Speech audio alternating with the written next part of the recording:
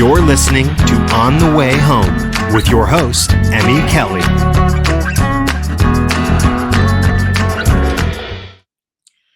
Welcome back to On the Way Home, the podcast where we explore the people, ideas, and systems shaping housing and homelessness responses across Canada. I'm your host, Emmy Kelly.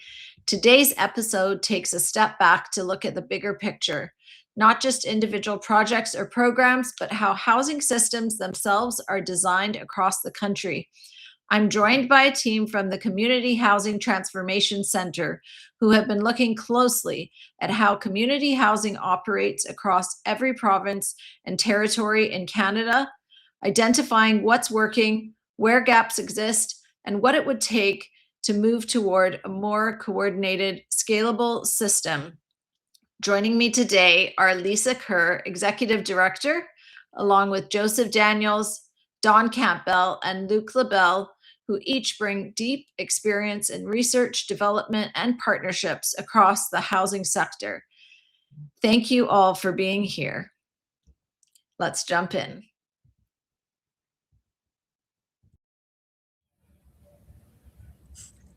Welcome, everyone. What an exciting podcast we have today. Thank you so much for joining us. We're going to start off with our signature question to all four of you.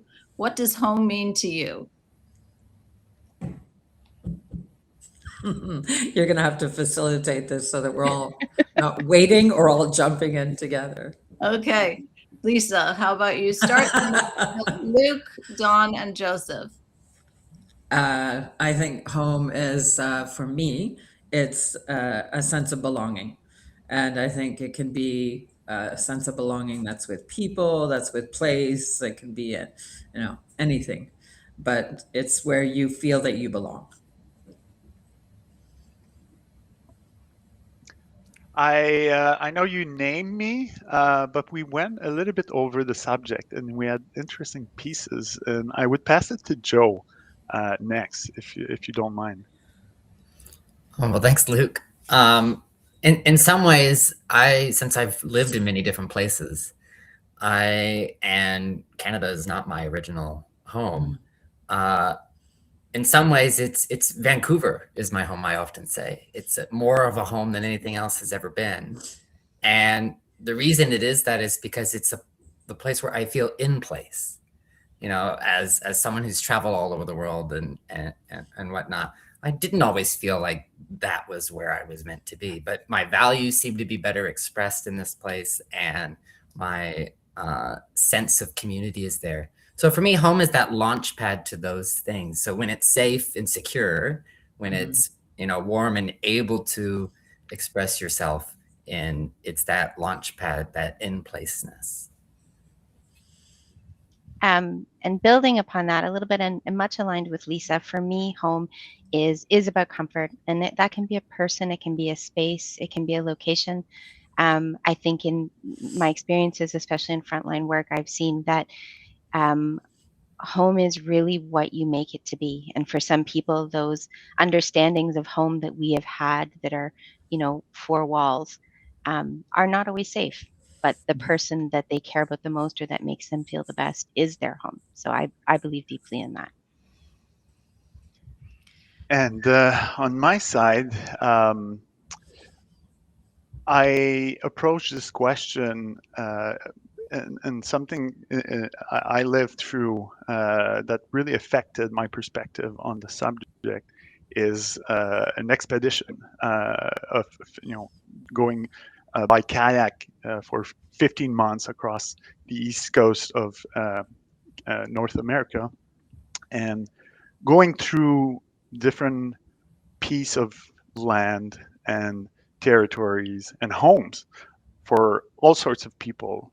I was hosted on many different places and felt comfortable in some of them. And those spaces basically were, home, sometimes private homes, but sometimes also is the public spaces that are offered by the community. And those spaces also are places where you can feel comfortable being. So even parks where some people establish their home. So I had to share also those spaces with people living in those public spaces, not by choice, but that was an interesting perspective of what is a home and what's the spaces that are offered by individual, but also by the community. Love that reflection. Thank you. Lisa, to set the stage, your team recently looked at housing systems across every province and territory. What was the goal of this work, and what were you hoping to better understand?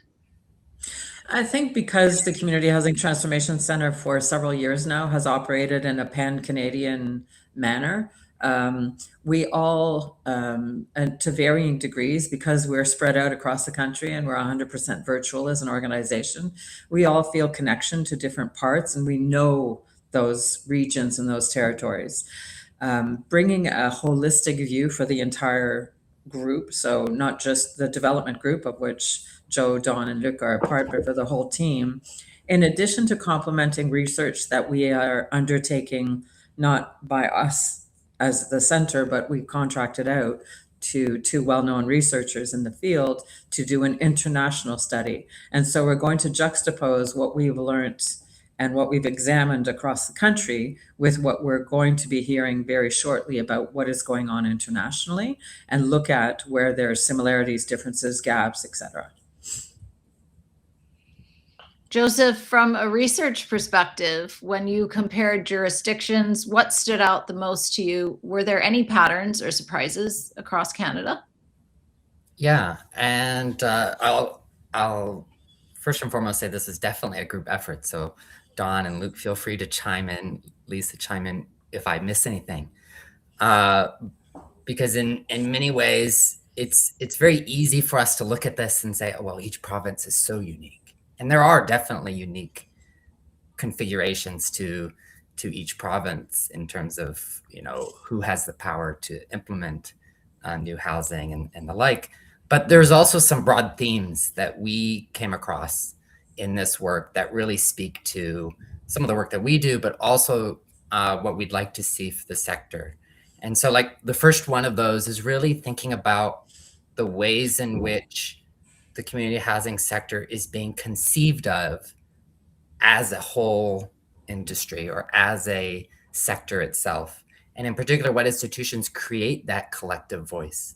And those places that have those strong institutions, both sectorally often, organized by the sector, and have that collective voice, are able to push further, able to develop and be resilient in the face of change. So that's sort of number one thing that we came across, those places that are able to do that.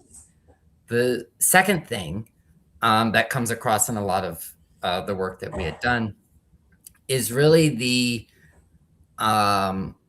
consistent language across the board around autonomy, if the notion of how it's implemented might be uneven. So governments and the sector are often using this language and trying to find the levers to create autonomy for organizations. But often this can be incomplete, or even in the same province, even those provinces that have a lot of resources, can be happening alongside other challenges that position government more in the lead. So that is one of the clear challenges that emerges. BC's Rental Protection Fund shows a good example, but Alberta's approach to asset transfer and mixed use development shows a different kind of approach and a different way forward. The other clear thing that comes across all provinces is a pretty consistent narrative around where risk is applied. Mm-hmm. And that is often, we want those autonomous organizations, but we often apply the way in which we understand and try to deal with the risks involved in developing housing at the project level, which really means it's harder to scale up organizations to be able to deliver the kinds of housing that maybe we need to see at the scale that we need to see it. So that's an important feature. And then finally, we looked at, were these provincial systems ready for new changes, new approaches that are emerging, particularly around what Build Canada Homes describes as that portfolio approach to development. And I think even in the most advanced provinces, we find that in part, it's at times simply a scale problem. Organizations are very small, so it's hard to find enough projects to bundle together into those portfolios. And the collective means to do that are still in development, which then leads ultimately to where we're at, which is the fiscal reality. We're seeing sort of reminders of the 1990s in some ways, but we see pretty consistent across the country that sort of retrenchment, which is putting housing at the provincial level in particular into a little bit of a question mark, and puts a lot more pressure on that federal level. So collectively, these are kind of the themes that emerged. And I'll point to Don's insistence that there are some good tea leaves. Nova Scotia seems to be punching above its weight in many ways. And there are, nearly each province has something that we can draw from that we might use to move forward.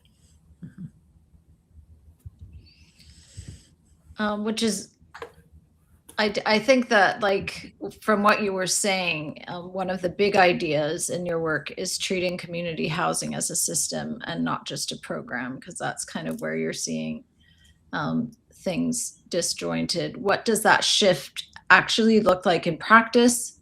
And why does it matter? And maybe Lisa and then Luc, you can share with us a little bit more about that. I think I'm going to leave the bulk of this to Luc. I think there's also an element of what constitutes infrastructure in this country. And certainly in times where people are speaking and more concerned about the economy, that ability to ensure consistent infrastructure is very important.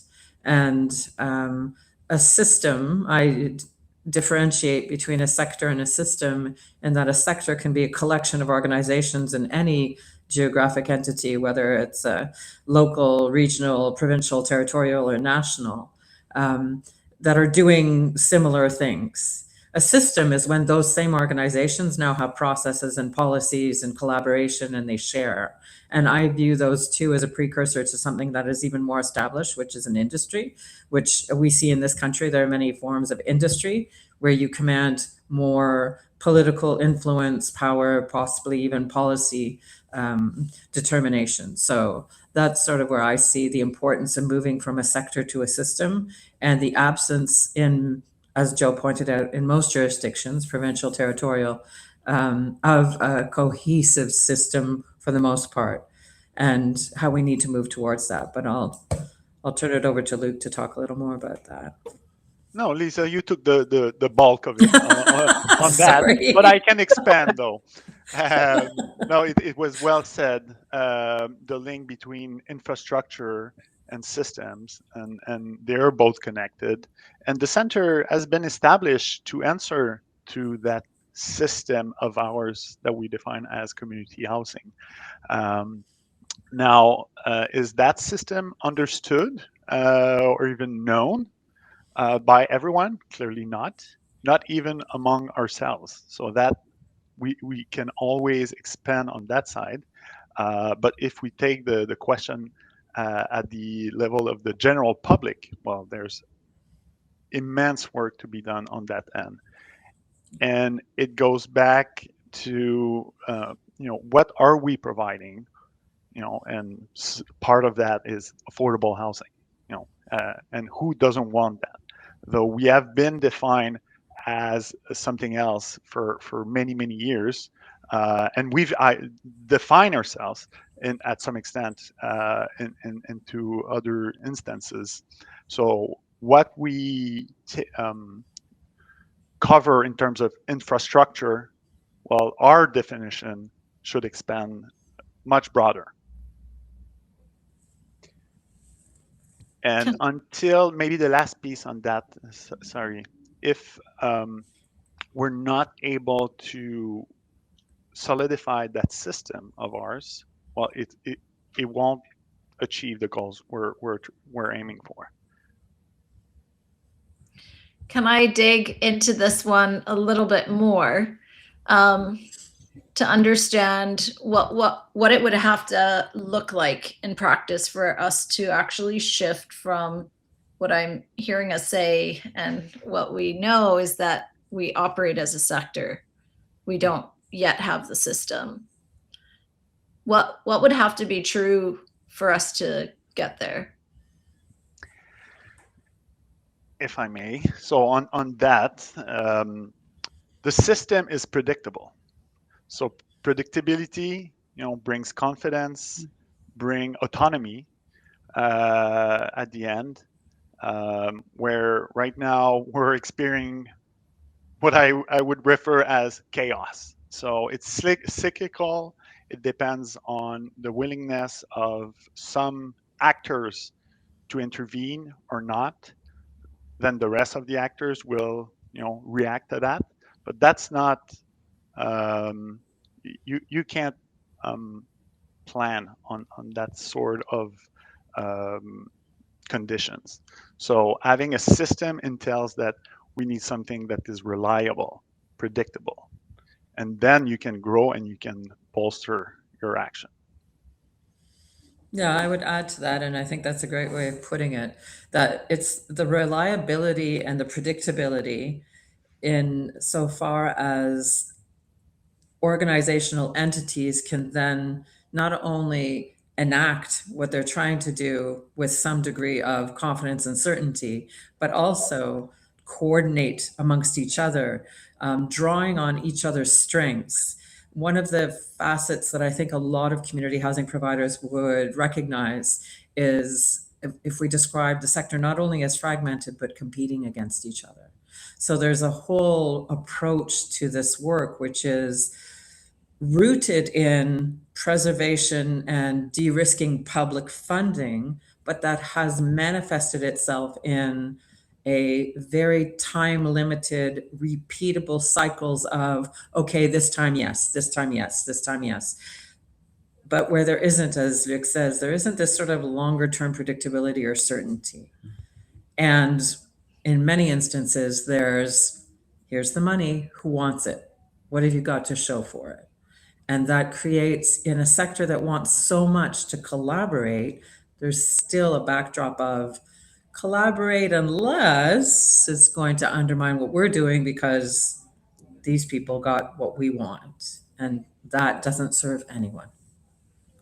Yeah. To put it simply, it's reactive response to calls, Yeah. That sort of become bestowed, as opposed to creating those revolving infrastructure, thinking of not just the housing itself as the infrastructure, but Right. the systems around that enable it, that bring that capital that government says they want private capital or alternative capital to come to the table. But how do we enable that? We're not necessarily thinking about those broader concerns.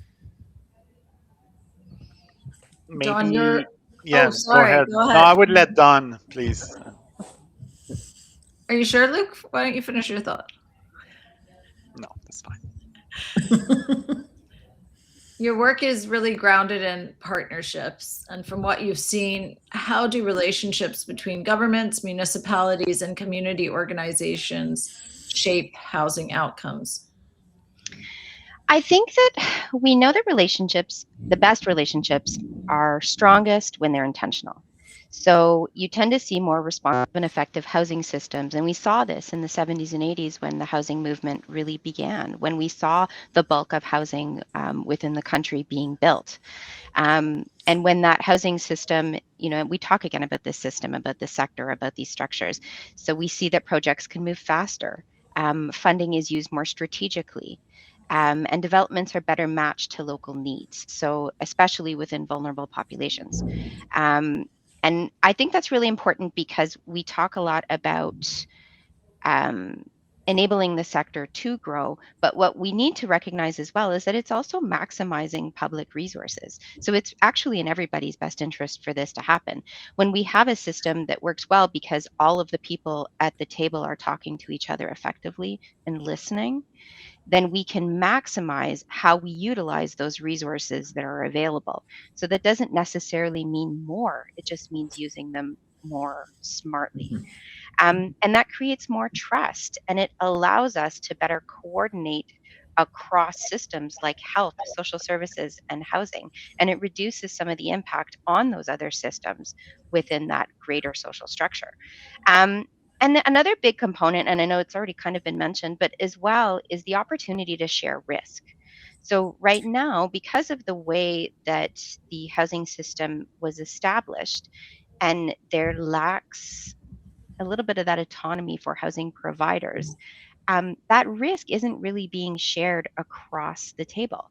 And so when you have better relationships and those relationships can inform better policy, better programming, better funding structures, you also de-risk how things can look in the long term. And that's what I think, and Joe mentioned it in the beginning, but we really have to think with a long-term lens. And so when we look at what we understand one another, so how government especially understands housing providers. And I'll be honest, it's a scrappy crew. Like, we look at the sector as they're very grassroots. Everybody looks at, I think, in some ways at the community housing sector as grassroots, which is maybe where we started. But it is a robust professional group of individuals.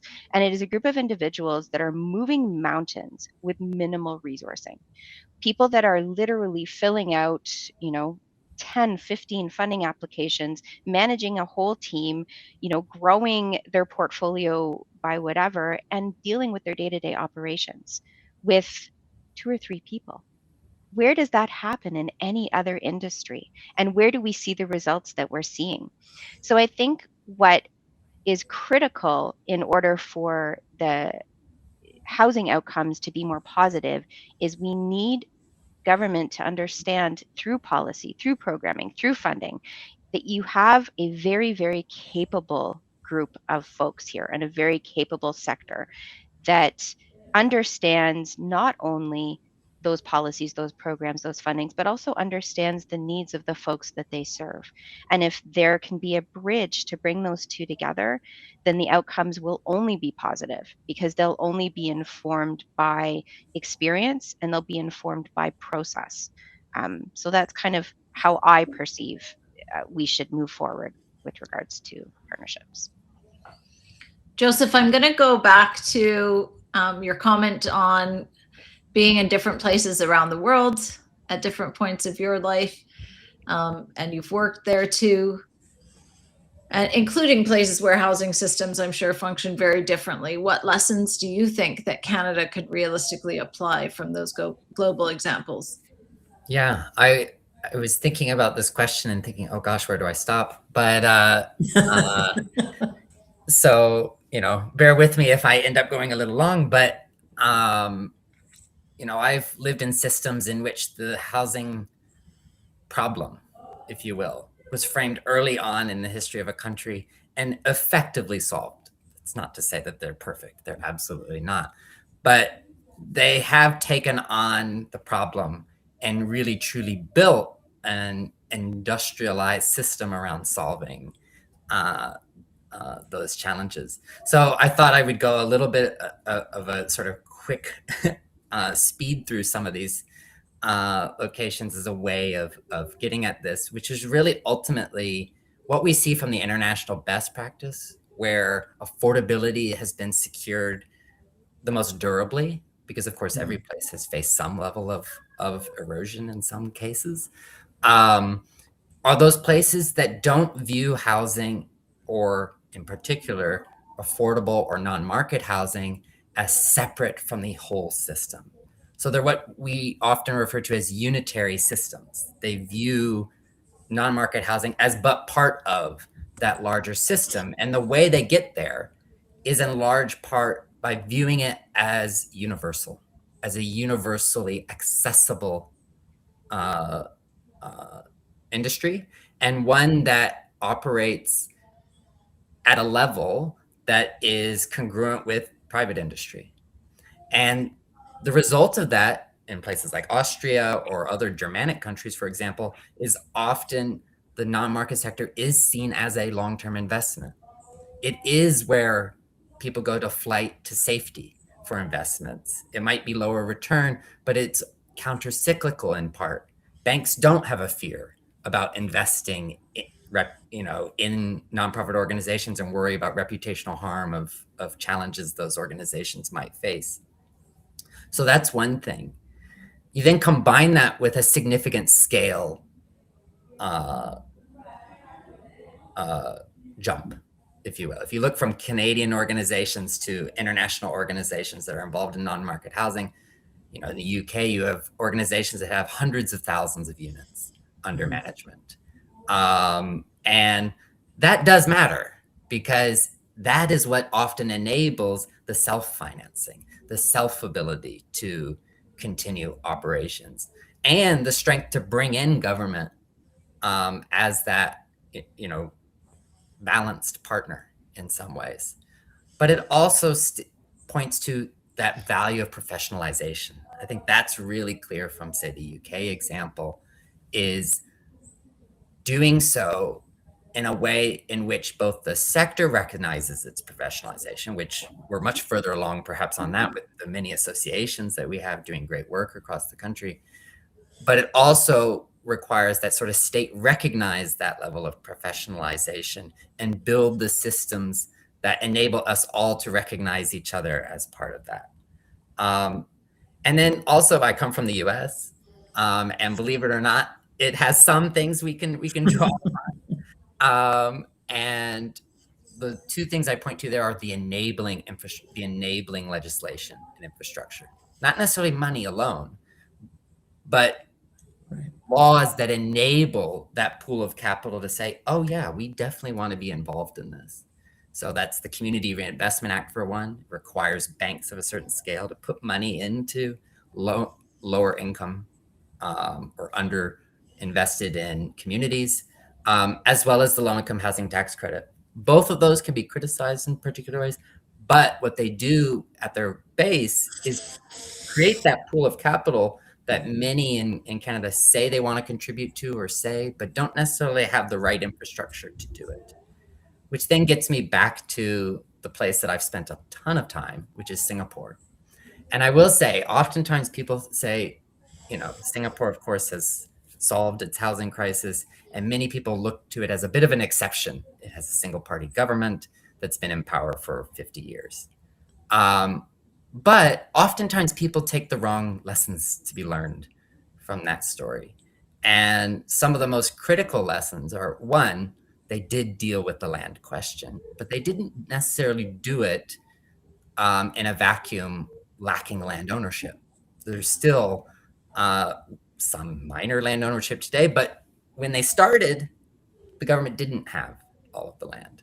So the real way that it dealt with that is dealing with, how do we prevent speculation in land? And there's a variety of ways to do that. One might be to grow the non-market sector in that as the owner and controller of more land in the country. And that links to the center's own objectives and the broader sector adoption of that sort of notion of growing the market to 20%.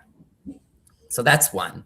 The other part links back to some of these earlier conversations that we've had around infrastructure and viewing the housing, in particular affordable housing, as an economic necessity. This enabled the government to essentially fund off operating budget. So they're able to fund it more through the ways in which we fund long-term infrastructure, say like a dam or a bridge or whatnot. So it uses that kind of logic as opposed to trying to pencil it into a program that gets funded through the operating budget. And then third goes back to that sort of universality. This is available and accessible to everyone in the country. Maybe not through a rights-based lens, but it is through an economic participation-based lens, at least in Singapore. So these all come back to that building of that infrastructure and that broader context for enabling affordable or non-market housing to be part and parcel and of the mix with those private actors, with those individuals as well, and creates that competition between the two to some degree that makes each better. So,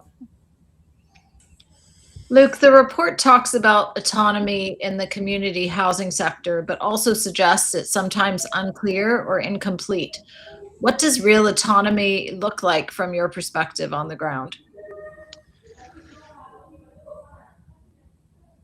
There's many shapes and form for that, but in the light of what my colleagues have kind of laid out, autonomy is being able to gain that previsibility in the system. If I can refer back to the different themes we've highlighted.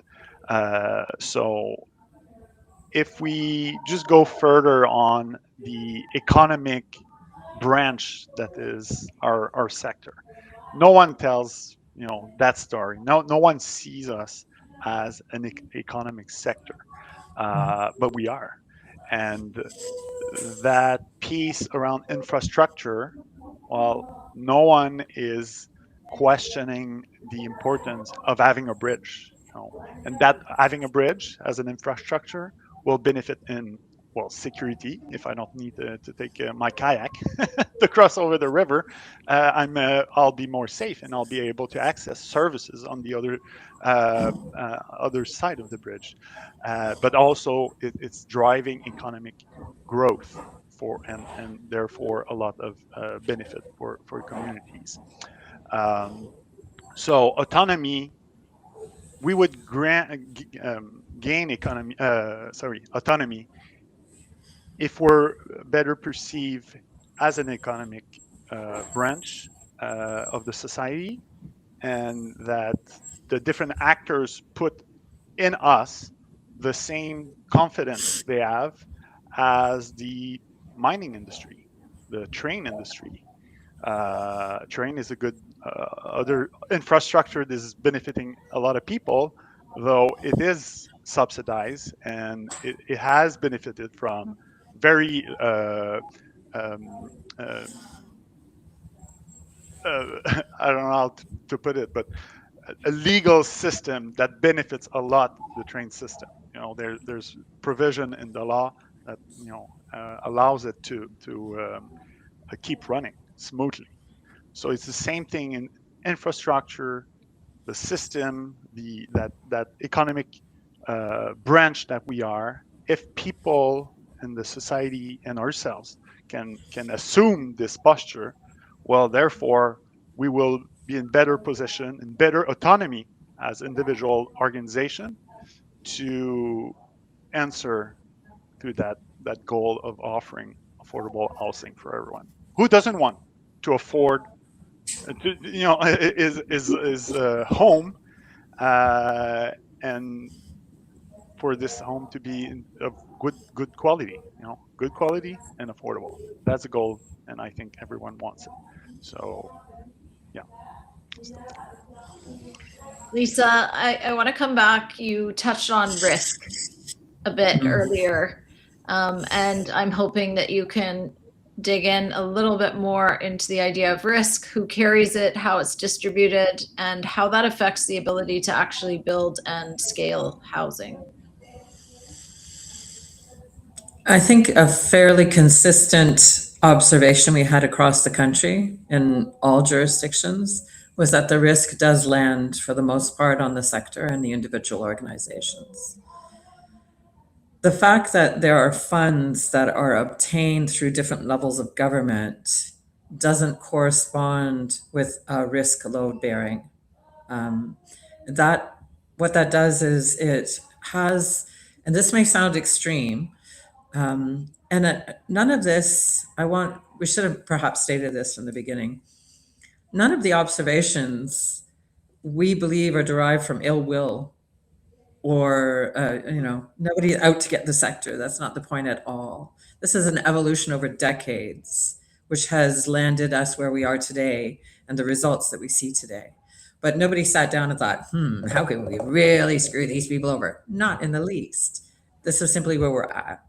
So if the risk is downloaded, so to speak, onto a single individual organization for every step of its evolution, then there's going to be risk aversity due to its inability to manage that risk at a greater level, which is something that inversely governments are better able to do because of their size, their power, their taxation. There is a whole host of reasons why risk is borne by larger institutions, the financial sector, et cetera.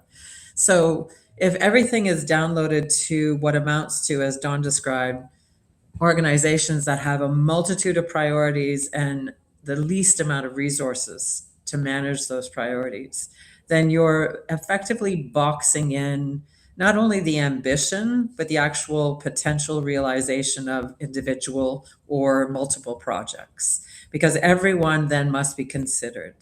There is also a structure in the sector of governance, which is replicated everywhere, which consists of an entity that operates and a community representative body called a board of governors, board of directors, who is responsible for the governance and the due diligence to make sure that that organization is complying and doing what it's supposed to do. And that group is invested with an incredible amount of responsibility, again, somewhat inversely proportional to the amount of power that it has. So by definition, we'll seek out something that is, or solutions rather, that are the least risk-bearing possible. So what that creates is a whole sort of, again, to use this term we've used now repeatedly, but it creates a system where the individual actors, the further down the food chain of influence and power that you have, are increasingly focused in, okay, what to do to not incur risk or concern on the part of other actors in this system. And so as you come from funder, whether it's a financial institution or government, down to the individual organization, you're passing through these levels where every level goes, now be careful, now let's watch it. And right at the bottom, you have this group going, I guess we'll just do this then. So you're reducing everyone's ambition, perspective. And again, I will stress, nobody sat there and thought, let's make sure this doesn't go anywhere. But that's how the system has ended up being designed. And at a very specific practical sort of example, again, reasonable, at least from the outset, is how we securitize, for example, the capital that's given. Right. So often we want to say, okay, well, any excess you have, any surplus must come back to pay off that. It must, you can't use any of that developed equity in a property. Should there be a problem and we need to, the entity that's given the money needs to deal with it in a certain way.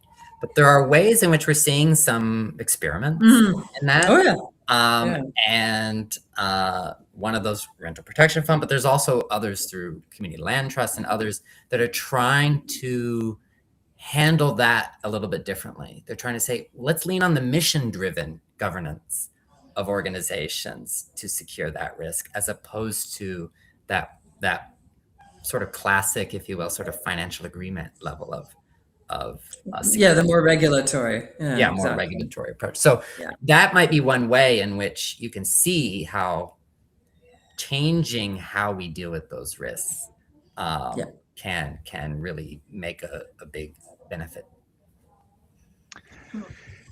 And in terms of risk, maybe to try to link it with autonomy. So, and with what Lisa said, in the matter that we've been kind of cornered or restrained to do only that much.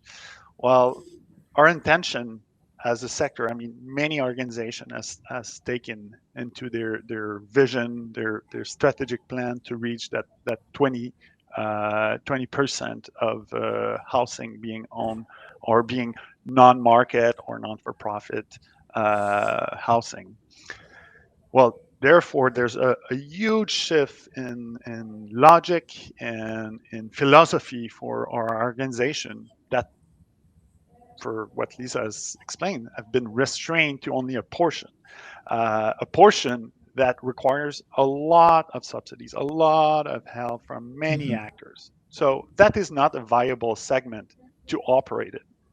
Now, if we really want to assume and integrate this new vision and communicate on it and make others actors to adopt that same vision, well, there's work to be done clearly, but only then we can reach autonomy.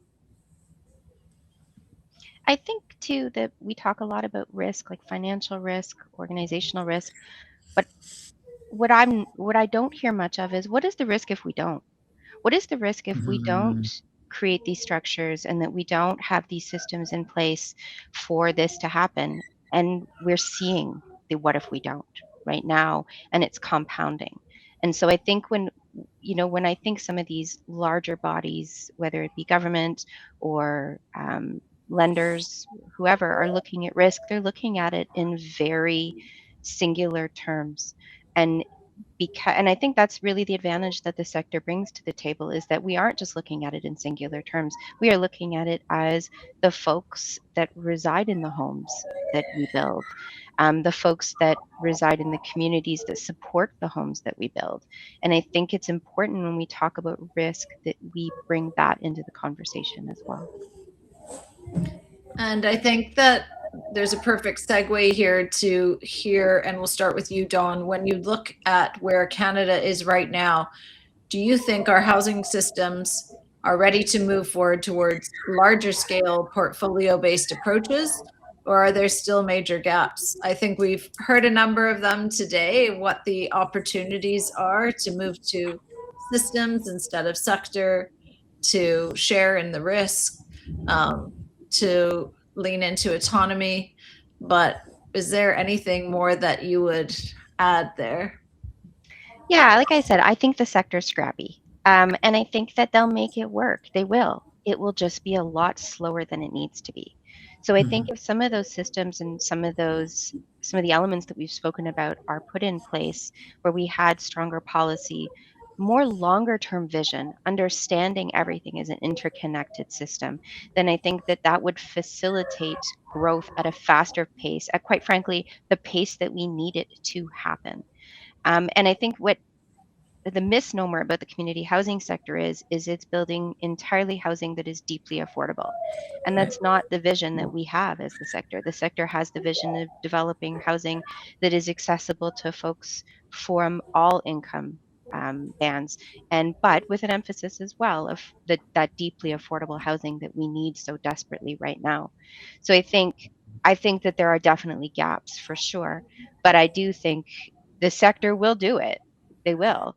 It just, I would hope that, there's a little bit more grease on the wheel to get it done faster. Maybe we'll go to Luc, Joseph, and then Lisa.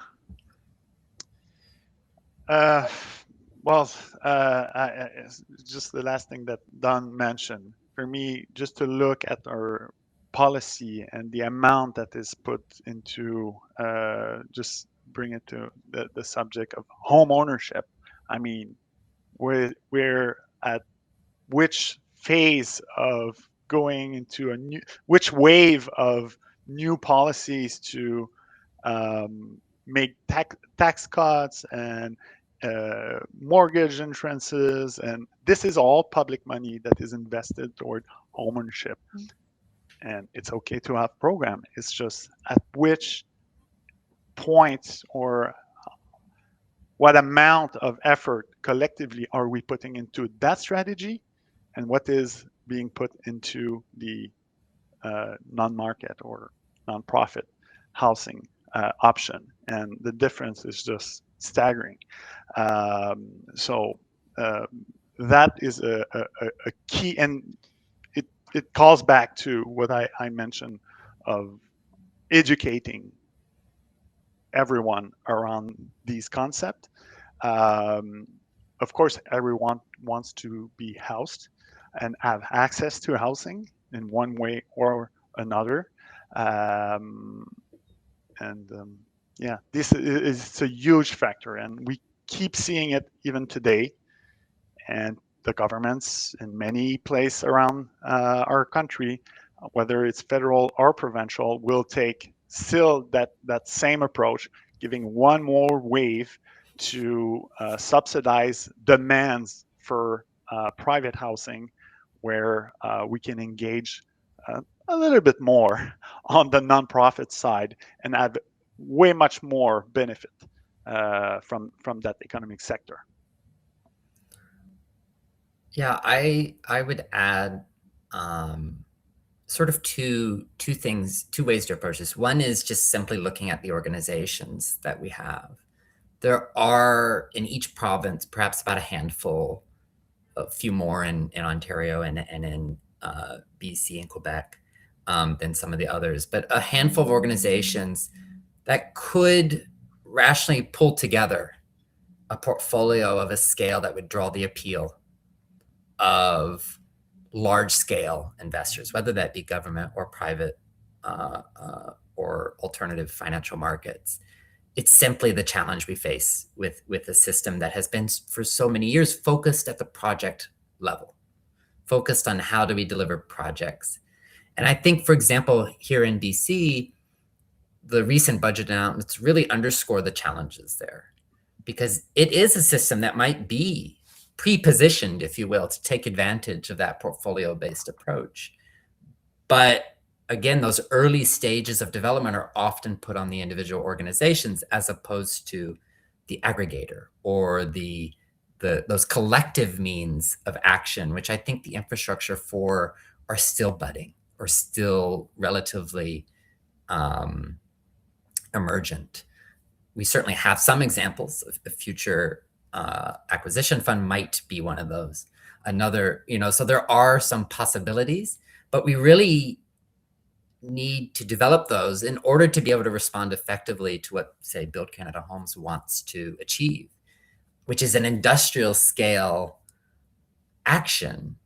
But they're putting a lot on the non-market sector to supply the industry, to supply the pipeline for the development of the whole modular and modern methods of construction industry.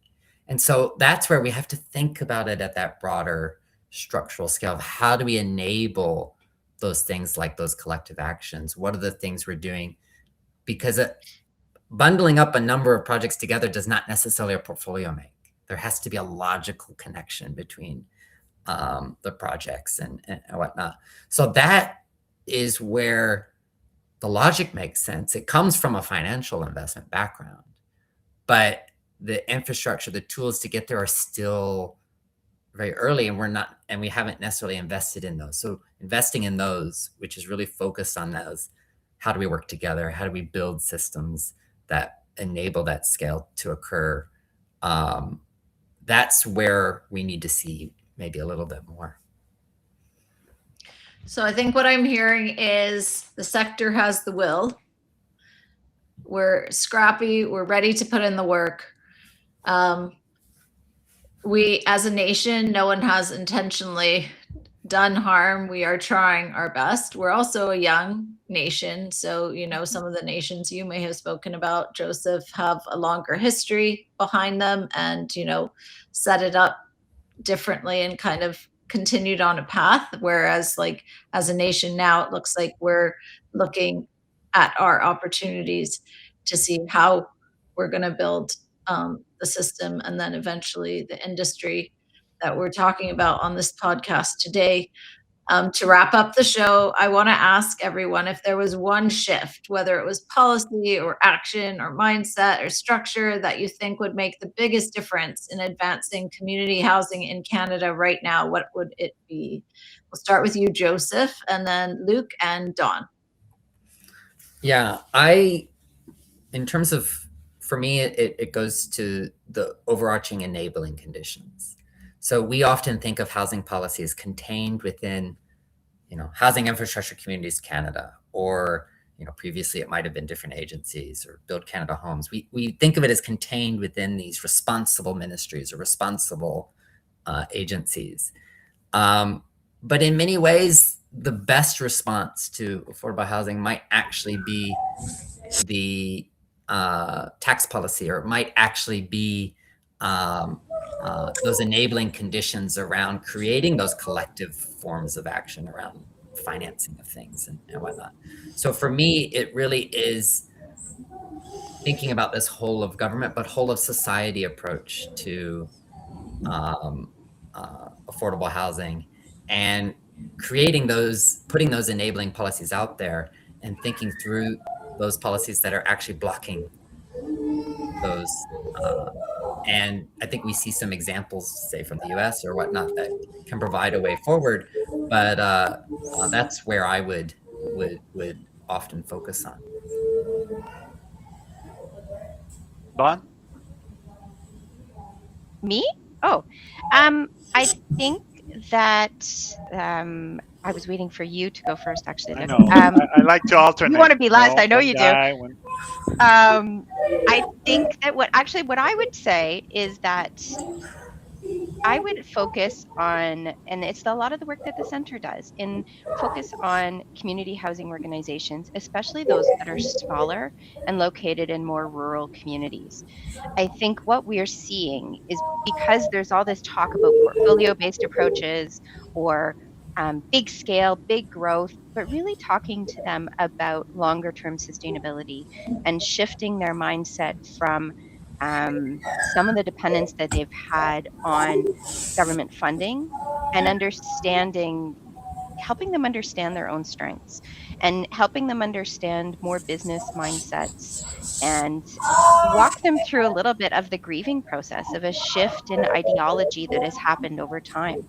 And helping them understand, that some of those pieces, especially the ones that have to do with community and tenant relations, are still very much embodied within a strong professional business model.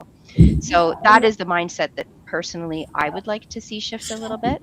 And it is shifting. It is shifting daily. And I think it also is reflected in a lot of the work that the center does with those organizations. Hey, Luc, it's come to that. It's your turn, and then we'll end with Lisa. Yes. That shift in framework for our own organization, but if we're achieving it, I think it will also educate the rest of the actors in that system, is being able to project not on the need today, or how we're going to achieve a portfolio of development. It's seeing and having an approach for the management of a portfolio over a period of 50, 100 years. And if we're able to achieve that individually, through our organization, that means also that the rest of the actors will need to adjust on that approach. And that entails of what financial tools we're able to use or not, and how the policies are being made. So that would be a great shift. Not a 5-year strategic planning. How can we see the management planification for a period of 50-year plus?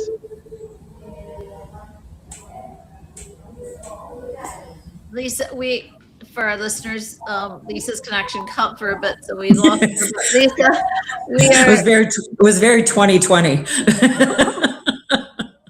We're so glad to have you back to wrap up the show, to tell us if there was one action, one activity, one policy, mindset or structure that you think would make the biggest difference in advancing community housing in Canada. What would it be? Yeah, I think my fallback is always the mindset. Having had experience working in frontline housing, managing, leading even, is the belief on the part of the sector that it has a place of leadership and partnership. And I'm not convinced that that is widespread. I still believe that's emerging in again, a very fragmented way. And I still see a lot of, understandably, again, a lot of tentative moves in that direction, but they're still on both sides of the equation, because it's often funder and grantee or fundee, or however we characterize that, is one side needs to let go and trust, and the other side needs to also trust in its own capability and its own strength and its own experience, and move those two together along a parallel course of mutual capacity building, trust, and understanding. I think will make a difference. But I'd really like to see, and it's not advocacy so much as confidence and the belief that you know the answers and you know what needs to be done.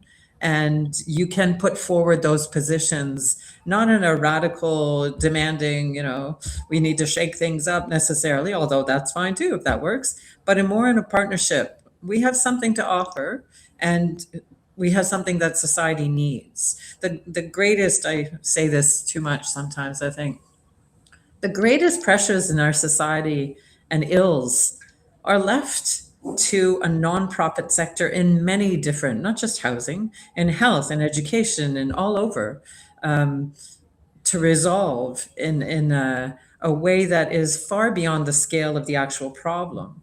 And we disperse that problem amongst dozens and hundreds and even thousands of organizations that operate in a, quote, not-for-profit model and are under-resourced and need bolstering and capacity.